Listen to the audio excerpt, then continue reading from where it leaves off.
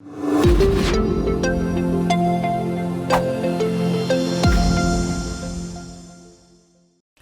Friends, welcome to GPSC online.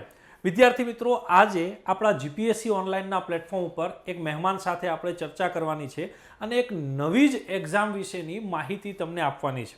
આજે ગુજરાતમાં ઘણા બધા વિદ્યાર્થીઓ એવા છે કે જે એલએલબીનો અભ્યાસ કરી ચૂક્યા છે અને એક સારી કારકિર્દીની તલાશમાં છે। આવા તમામ વિદ્યાર્થી મિત્રો કે જે એલએલબીનું એજ્યુકેશન લઈ ચૂક્યા છે તેમના માટે એક બહુ જ મોટી તક આવી રહી છે આપણી સામે, અને આ તક એટલે કે સિવિલ જજ જેએમએફસીની એક્ઝામ કે જેના દ્વારા તમે ન્યાયાધીશ જેવું એક હોદ્દો, એક પદ ધારણ કરી શકો છો। એ વિશેની તમામ માહિતી આજે તમને આ લેક્ચરની અંદર મળશે। આ વિષય ઉપર, આ પરીક્ષા પેટર્ન ઉપર કઈ રીતે આપણે વર્ક કરી શકીએ, કઈ રીતે આપણે આ એક્ઝામને ક્રેક કરી શકીએ, કોણ આ એક્ઝામ લે છે, એક્ઝામનો સિલેબસ શું હોય છે, આ જેએમએફસી સિવિલ જજની જે એક્ઝામ છે એના વિશેની A to Z તમામ માહિતી તમને આ વિડીયો લેક્ચરમાં મળી જશે। એની તૈયારી કઈ રીતે કરવી, તૈયારી કરવા માટે ક્લાસીસ કઈ રીતે જોઈન કરવા, આ તમામ માહિતી તમને આ વિડીયો લેક્ચરમાંથી મળશે। તો આશા રાખું છું આ વિડીયો તમને ગમશે અને જે ગુજરાતના એવા વિદ્યાર્થીઓ છે કે જે એલએલબીનું એજ્યુકેશન પૂરું કરી ચૂક્યા છે તેમના માટે આ સુવર્ણ તક એક સોનેરી સાબિત થાય અને આ વિડીયો એમની કારકિર્દીને એક નવો વળાંક આપે। એ સાથે જ હું રાજેશ મિશ્રા સાહેબને, જે ગુજરાત હાઈકોર્ટના એડવોકેટ છે, એમને આમંત્રિત કરું છું, જે તમને આ એક્ઝામ વિશેની ટોટલી માહિતી આપશે। Hello friends, my name is Rajesh Mishra. मैं यहाँ पर हूँ आप सभी को ये समझाने के लिए कि जुडिशल एग्ज़ाम्स किस तरह कंडक्ट होती है हमारे देश में, एंड उसके कुछ important points. I am honour that मुझे जीपीएससी ऑनलाइन ने ये मौका दिया कि मैं इस पर्टिकुलर पॉइंट को समझा सकूँ, कंसेप्ट को बता सकूँ।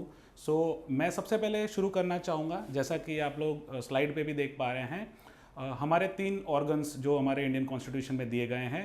3 organs as we know, first is the legislative part, then the executive and the judiciary. Legislature we all know कि किस तरह से हमारे पॉलिटिशियन सिलेक्ट होते हैं, मिनिस्ट्री को हेड करते हैं, एंड मेजॉरिटी ऑफ यू, आप में से बहुत सारे लोग जो तैयारी गवर्नमेंट की करते हैं, it is a part of your executive. आप गवर्नमेंट की तैयारी करते हैं, चाहे फिर यूपीएससी हो, जीपीएससी हो या स्टाफ सिलेक्शन कमीशन, कोई भी एग्ज़ाम हो। और हमारा काफ़ी ओवरलैप है लेजिस्लेचर और एग्जीक्यूटिव को लेके। आप सभी को बेसिक कॉन्स्टिट्यूशन जिस तरह पता होगा, आर्टिकल 15 ये बात करता है कि there has to be separation between executive and judiciary. But हमारे देश में जुडिशल एग्जाम्स जो कॉन्स्टिट्यूशनल वाइज एक इंडिपेंडेंट इंस्टीट्यूशन मानी जाती है, वो सेपरेट कंडक्ट की जाती है। तो एग्जीक्यूटिव एग्जाम्स का जुडिशल एग्जाम से कोई भी कनेक्शन नहीं है, बिकॉज इंडिपेंडेंट एक ऑर्गन इंडिपेंडेंट है हमारे कॉन्स्टिट्यूशन में, और इसके एग्ज़ाम अप्रोप्रिएट जुडिशरी जो है हमारी, इंक्लूडिंग हमारी high courts and supreme court, conduct करती है बेस्ड ऑन द स्ट्रक्चर जो उन्होंने बनाया हुआ है। सो मैं आपके साथ शेयर करना चाहूँगा वो सारे पॉइंट्स जो रेलेवेंट है जुडिशल एग्ज़ाम्स के लिए।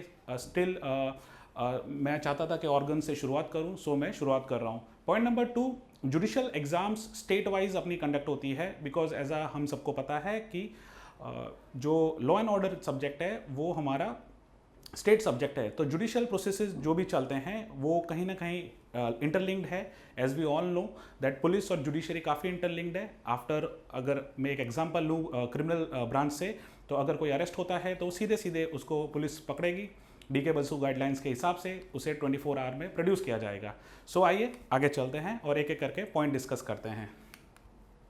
सबसे पहले मैं आपको मैट्रिक्स बताना चाहूँगा, ये काफ़ी इंपॉर्टेंट है, क्योंकि जुडिशल एग्ज़ाम, जैसा कि हमने आगे चर्चा करी, एग्जीक्यूटिव एग्जाम्स के लिए हमारे पास काफ़ी फैक्ट्स अवेलेबल है। चाहे हम दिल्ली से उठा लें, गुजरात में है तो जैसे स्पीपा है, जीपीएससी ऑनलाइन है, बहुत सारे इंस्टीट्यूट है जहाँ पर एग्जीक्यूटिव एग्जाम्स के लिए मटेरियल अवेलेबल होता है। बट जुडिशल एग्जाम्स के लिए फैक्ट्स काफ़ी कम होते हैं। जो स्टूडेंट्स या those who are aspiring to become जज, उनके लिए अवेलेबल, उन्हें पता होता है कि क्या क्या करना है। बट इन जनरल जो अभी स्कूल में हैं, जो कॉलेज में हैं या जो एलएलबी कर रहे हैं, उन्हें बिल्कुल नहीं पता होता कि कौन कौन से इंपॉर्टेंट पॉइंट उनको ध्यान में रखने हैं और मैट्रिक्स अभी क्या चल रहा है, क्योंकि ये सारी एग्जाम्स रेगुलर नहीं आती। अब इससे मैं आपको सबसे पहले कुछ फैक्ट्स बताना चाहूँगा जो हमारे स्टेट में है, स्पेशली गुजरात में। सबसे पहले मैं स्टार्ट करना चाहूँगा गुजरात हाई कोर्ट से।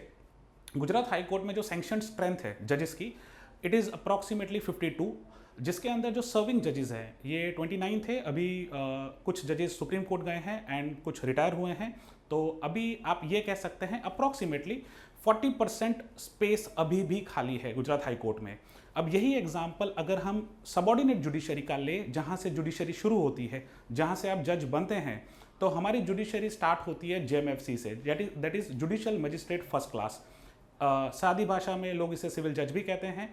तो वहाँ से हमारा जुडिशरी शुरू होता है। जैसे हम गवर्नमेंट एग्जाम से अगर कंपेयर करें तो गवर्नमेंट एग्जाम में हमारा जो क्लास 1 ऑफिसर होता है, क्लास 1 गेस्टेड ऑफिसर होता है, इन द सेम वे हमारे पास जुडिशियल मैजिस्ट्रेट फर्स्ट क्लास होता है, जहाँ से आपकी जुडिशियल करियर शुरू होती है एग्जाम पास करने के बाद।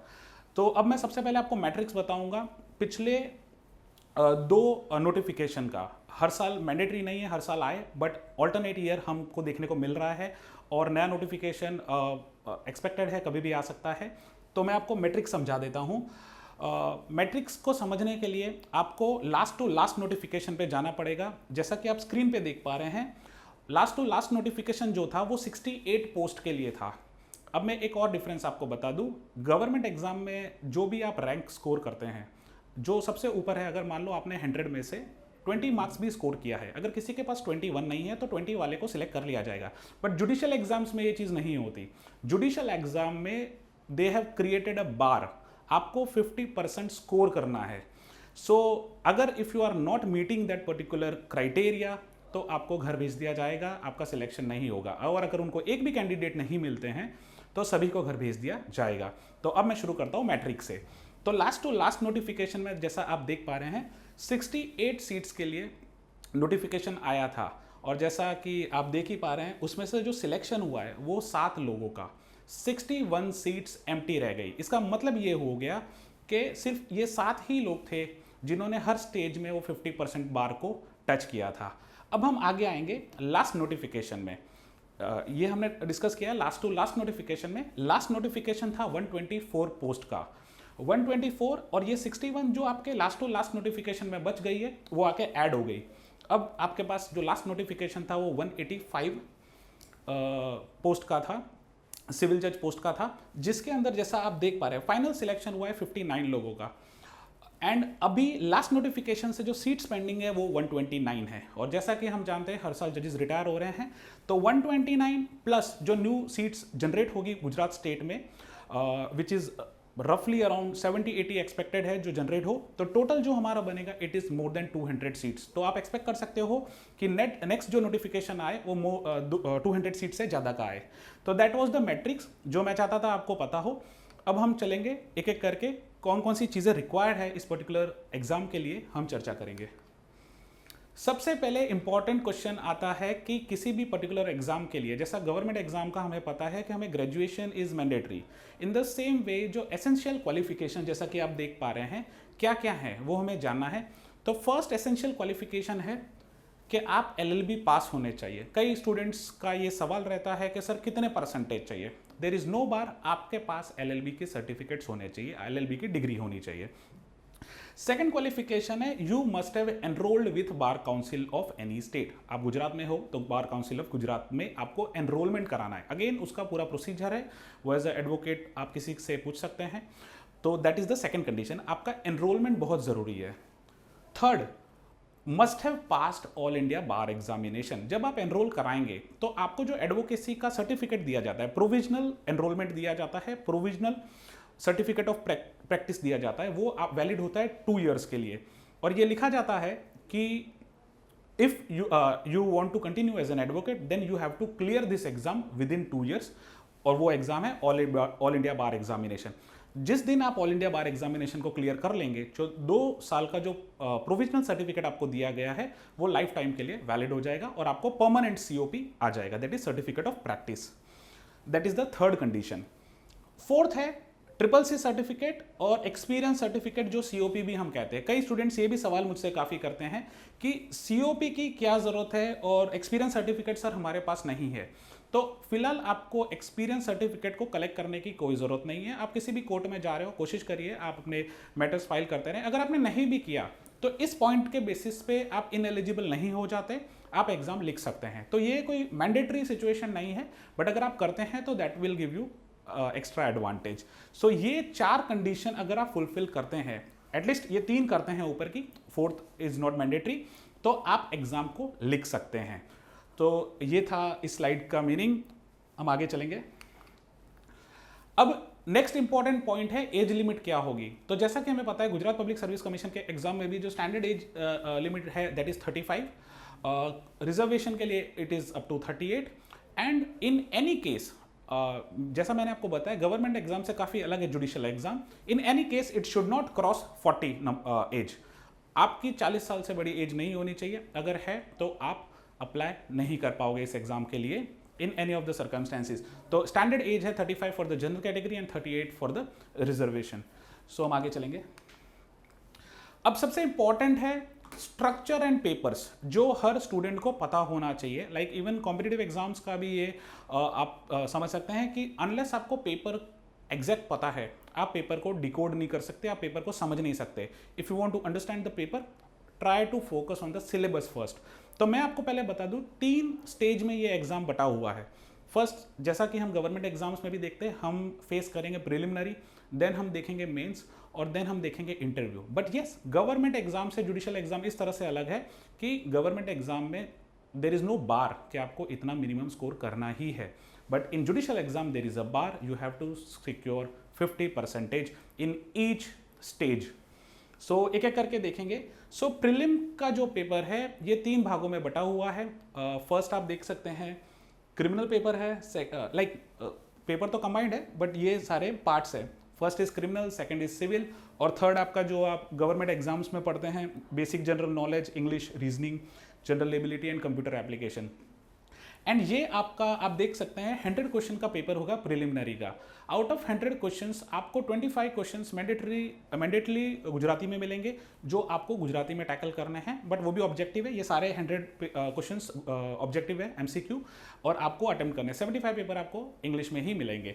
तो ये हो गया प्रिलिमिनरी का आपका स्ट्रक्चर। अब एक एक करके अगर पेपर देखें तो फर्स्ट पेपर फर्स्ट जो सब्जेक्ट है that is Indian penal code. जैसा कि आपको पता है कि इंडियन पिनल कोड अपने आप में काफ़ी हैवी बुक है। इट इंक्लूड्स 511 सेक्शंस जो आपको पता होने चाहिए। सेकंड पेपर आप देख सकते हैं CRPC का code of criminal procedure. Third आप देख सकते हैं Indian evidence act 1872। Then we have Gujarat prohibition act 1949 जो ओल्ड बॉम्बे प्रोहिबिशन एक्ट भी है। फिफ्थ है निगोशिएबल इंस्ट्रूमेंट एक्ट 1881। यहाँ नोट कर सकते हैं सिर्फ चैप्टर 17 की ये बात कर रहा है। सिविल पेपर की तरफ अगर हम आएंगे तो CPC that is civil procedure code. Then we have limitation act and then we have Indian contract act. Then we have constitution. In constitution आप देख सकते हैं स्पेसिफिक लिखा है पार्ट 3 एंड पार्ट 4A।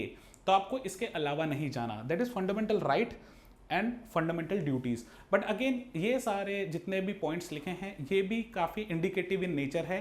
हमें काफ़ी सवाल ऐसे मिलेंगे जो कॉन्स्टिट्यूशन के अदर पार्ट्स में से भी पूछे जाते हैं, जैसे रिट जुरिडिक्शन एक क्लासिक एग्जाम्पल हम समझ सकते हैं। और पार्ट C है दैट इज जनरल नॉलेज जो आप बेसिक गवर्नमेंट एग्जाम के लिए तैयारी करते हो। तो इसका डिटेल्ड कोई इन्होंने सिलेबस नहीं दिया, यही है जो नोटिफिकेशन में उन्होंने लिखा है। तो आपको बेसिक बड़ी बड़ी बातें गुजरात से रिलेटेड पता होनी चाहिए। बेसिक आप न्यूज़पेपर पढ़ के भी इन चीज़ों को निकाल सकते हो। इंग्लिश जो आपके ओवर द टाइम डेवलप हुई है और विथ प्रिपरेशन आप डेवलप कर सकते हो। Reasoning, mental ability and basic computer application standard books are available, आप इसे भी फॉलो कर सकते हो। तो ये हो गया प्रीलिम्स की बात। प्रीलिम्स के ये 100 क्वेश्चंस जो आपको अटेम्प्ट करने हैं and the important part 1/3 negative you should not forget. 1/3 negative है उसके साथ आपको 50% लाने हैं। तो that is the toughest part और द चैलेंजिंग टास्क। 1/3 के साथ अगर नेगेटिव अगर आप 50 ला रहे हो तभी आप इस एग्जाम को क्वालिफाई कर पाओगे। तो पहला चैलेंज ये है कि 50% लाना मैंडेटरी कर दिया है और सेकंड चैलेंज ये है कि वो 50% में भी आपको विथ 1/3 नेगेटिव लाना है। दैट मीन्स आप 50 के नीचे हो तो आप ये मेंस में नहीं जाओगे और आपको हाई कोर्ट अलाउ नहीं करेगा मेंस लिखने के लिए। अब हम आगे चलेंगे। अब मेंस में आ जाते हैं। मेंस में टोटल हमारे पास जो पेपर्स हैं टोटल 3 पेपर्स हैं, जैसा कि आप देख सकते हो क्रिमिनल, सिविल और गुजराती। तीनों का मैं पहले मार्क्स बता दूं। मेंस जो आपका होगा, जिन्होंने प्रीलिम्स पास करी है उन्हें ये 3 पेपर लिखने हैं। मेंस में जो क्रिमिनल पेपर है वो आपका 75 मार्क्स का होगा, सिविल पेपर है वो भी आपका 75 मार्क्स का होगा और गुजराती आपका 50 मार्क्स का होगा। क्रिमिनल पेपर आपको करीबन 150 मिनट्स मिलेंगे, इसमें 150 मिनट्स मिलेंगे एंड लास्ट पेपर में आपको 90 मिनट्स मिलेंगे। और ये तीनों पेपर एक ही दिन में आपको लिखने हैं। ये सब्जेक्टिव पेपर्स हैं, गैप होगा बट आपको एक ही दिन में तीनों पेपर लिखने हैं। अब हम सब्जेक्ट्स देखेंगे कि मेंस में हमारे पास कितने लॉ है। जैसा प्रीलिम्स में आप देख पाए टोटल जो लॉस थे हमारे पास 9 लॉस थे इंक्लूडिंग सिविल और क्रिमिनल। मेंस में क्रिमिनल में ही हमारे पास 11 सब्जेक्ट्स हैं। Indian penal code, CRPC, evidence, probation of offender act, juvenile justice, protection of women from domestic violence, then we have immoral traffic act, then we have PCPNDT act, then we have negotiable instrument and registration of birth and death act. So ये हो गए हमारे criminal के subjects mains के लिए। अब आगे चलेंगे। सिविल में आप देख पा रहे हैं सिविल काफ़ी हद तक सेम है प्रीलिम से। कुछ सब्जेक्ट्स ऐड हुए हैं like Indian partnership act, specific relief act and Gujarat court fee act. So आप देख सकते हैं CPC limitation, Indian contract act, partnership act, specific relief act और Gujarat court fee act, it is a part of your civil paper. And last आप देख सकते हो गुजराती जो पेपर है उसमें majority of the paper is dominated by the grammar, the vyakaran जो हम कहते हैं। 50 मार्क्स में आपको ग्रामर देखना है और अच्छी तरह तैयार करना है। इसके अलावा एक एडिशनल चीज़ आपको इन तीनों पेपर में मिलेगी जो पेपर्स में लिखी नहीं गई है, और वो है judgement writing. Because at the end of the day आप बनने जा रहे हैं जुडिशियल मजिस्ट्रेट फर्स्ट क्लास जज। जज बनने के लिए सबसे बड़ी जो काबिलियत चाहिए ऑर्डर लिखने की। आपके सामने मैटर चलाया जाएगा, आपके सामने ट्रायल होगी और एट द एंड आपको जजमेंट देना है। ऑफ कोर्स वो जजमेंट सेव्ड है as per the laws of the land, but आपको जजमेंट देना है। फिर उसके बाद जो भी पक्ष है उसे अगर हाईकोर्ट सुप्रीम जाना है वो जा सकता है। But judgement writing is a very important feature in these paper. आपको सिविल क्रिमिनल दोनों में वो मिलेंगे। सेकेंड इंपॉर्टेंट एस्पेक्ट जो यहाँ मेंशन नहीं है, ऐसे राइटिंग। ऐसे भी आपको सिविल पेपर में मिलेगा, तो आप ऐसे को भी डिस्कस कर सकते हैं, पढ़ सकते हैं, तैयार कर सकते हैं। और ये सब 15-20 मार्क्स के हैं, तो डेफिनेटली इनकी तैयारी करना ज़रूरी है। बिना प्रिपरेशन आप कभी भी इनको अच्छी तरह से एग्जाम में नहीं लिख पाएंगे। अब हम आगे चलेंगे। And last but not the least, now जैसा कि हमने बात करी मेंस में हमारे 3 पेपर 75, 75 एंड 50, मतलब 200 मार्क का आपका मेंस हो गया। अब जो बार हम प्रीलिम्स में देख पा रहे थे, even in the mains you have that bar of crossing that 50% line.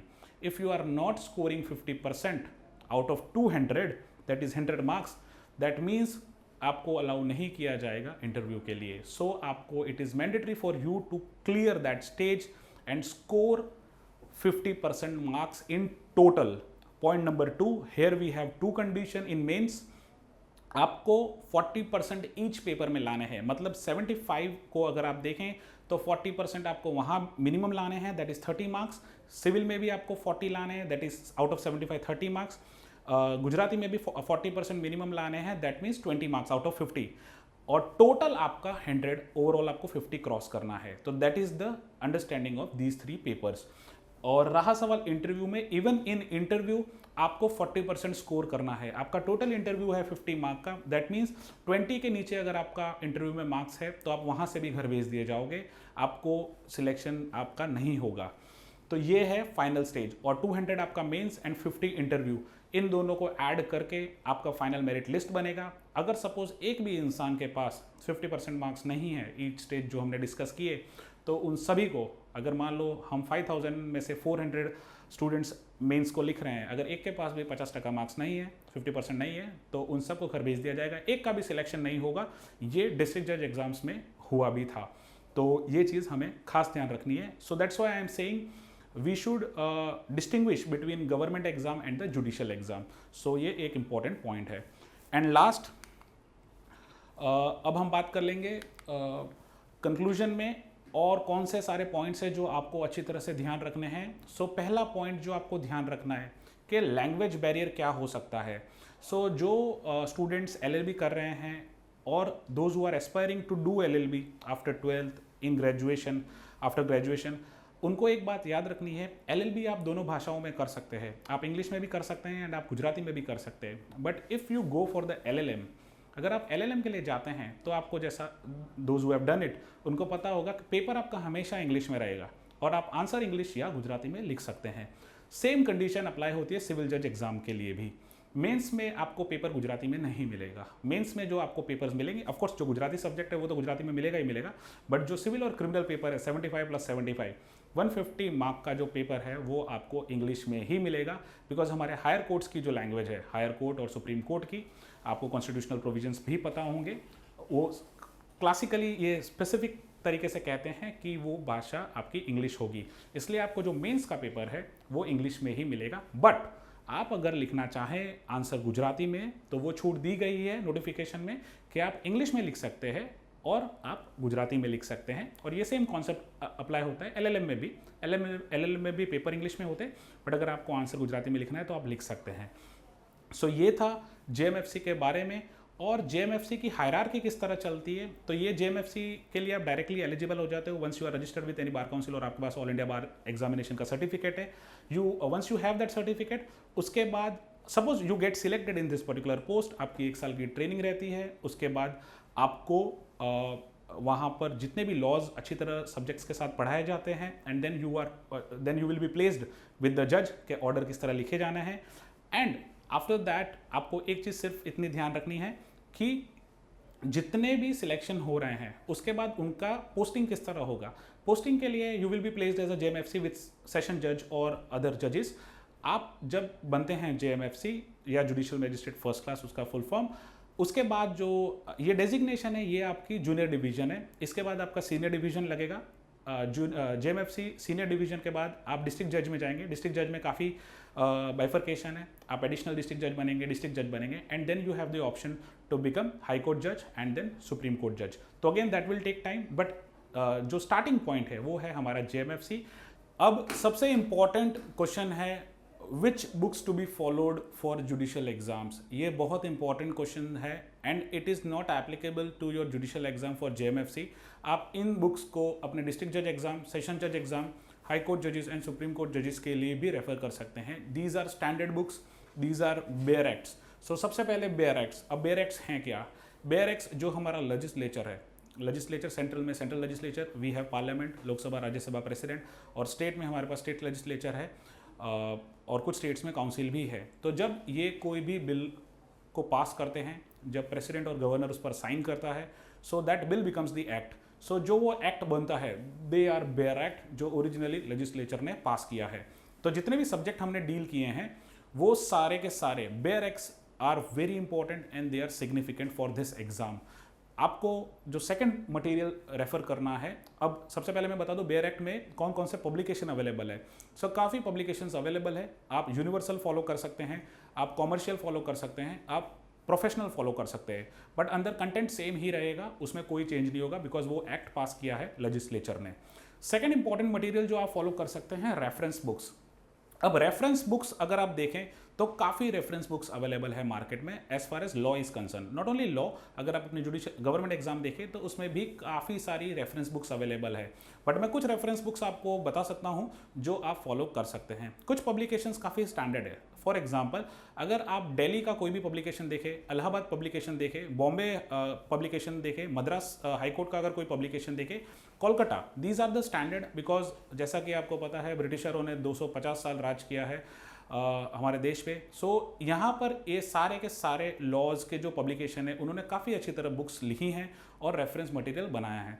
इसके अलावा कुछ पब्लिकेशन ये भी हैं like EBC, Ratanlal H, Dhirlal, Jamuna Das, ये पब्लिकेशंस को भी आप रेफर कर सकते हैं। But try to restrict yourself to only one publication. अगर एक से नहीं पढ़ेंगे, इनको आप एज अ रेफरेंस मटेरियल ही यूज़ करें। जो आपका मेन फोकस है वो आपका बेयर एक्ट पर ही होना चाहिए, बिकॉज जो क्वेश्चंस आएंगे वो मेजॉरिटी ऑफ द टाइम आपको दिखेंगे बेयर एक्ट से डायरेक्ट ही लिखे जाते हैं। और जो लास्ट है क्लास नोट्स। सपोज अगर आप कोई इंस्टीट्यूट ज्वाइन कर रहे हैं तो आप उस इंस्टीट्यूट के नोट्स पढ़ सकते हैं, बिकॉज जैसा कि आपको पता है चाहे गवर्नमेंट एग्जाम हो या जुडिशियल एग्जाम हो, क्लास नोट्स को कभी भी कोई भी रिप्लेस नहीं कर सकता। बिकॉज क्लास नोट्स में जो कोर एरिया है हमेशा वही पढ़ाया जाता है, और कोर एरिया अगर आपको पता है तो आप आगे पीछे का खुद से भी रीड कर सकते हैं। बिकॉज किसी भी इंस्टीट्यूट का पर्पज़ यही होता है कि आपको कोर एरिया बता दिया जाए, बाकी की रीडिंग आप खुद कर सकते हैं। सो ये मटेरियल आप समझिए, आपको काफ़ी एग्जाम्स लाइक मार्केट में काफ़ी बुक्स मिल जाएंगी जो जेएमएफसी के लिए बनी हैं, एंड मेरे काफ़ी फ्रेंड्स और जूनियर्स ने और सीनियर्स ने ट्राई भी किया है। ट्रस्ट में उसमें से कोई भी क्वेश्चन नहीं निकलता एग्जाम्स में, और अगर निकल भी जाए तो वो आपको कभी भी सक्सेस के दरवाजे तक नहीं ले जाएगा। Because apart from clearing exam it is important कि you make that structure in your brain. तो उसके लिए अगर आप स्टैंडर्ड ऑथेंटिक बुक्स पढ़ेंगे तो आपके लिए बेटर रहेगा। तो आई होप मैंने आपके सारे पॉइंट्स के जवाब दे दिए हैं। So thank you very much.